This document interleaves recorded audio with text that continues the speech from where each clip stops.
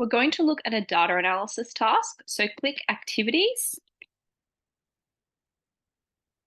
and scroll down and click on Prior SP Data Analysis. And the first task we're going to look at is dot plots. As you can see, I have done this one before, so I want you to do it as well after you've watched this video and get 100%, so I know you've done it.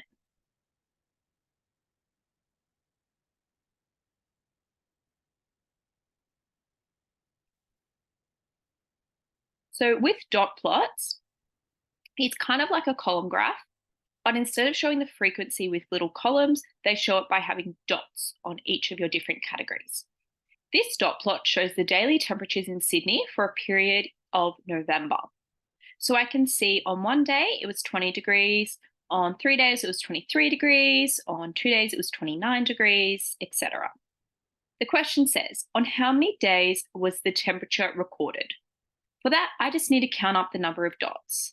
So 1, 4, 5, 6, 7, 8, 9, 10, 11, 12, 13, 14, 15, 16, 17, 18, 19, 20, 21. 21 days. Okay. Same sort of graph. It's still our temperature in November, but the question says, what is the outlier recorded in the data? Now, we might have looked at outlier before, and it basically means a number or a data value that lies outside the rest. So I can see, looking at this one, 29, this particular data value, it lies outside. It's significantly above where the rest of the dots are sitting. Also, there's only one value there. For example, 20, those dots sits a little bit below where the cluster of dots are, but there's 2 dots there. So it's still a little bit popular, whereas 29, it's only happened once and it's a lot higher than the next temperature which was 26. So I would say the outlier is 29. How many days was the temperature 26? For this, I have to go along and find 26, and then I just count the number of dots because that tells me the number of days where it was 26, and that's 2.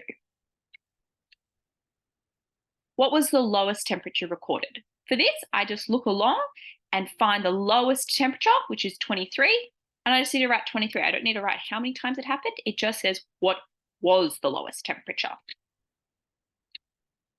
On how many days was the temperature recorded? We've had this question before.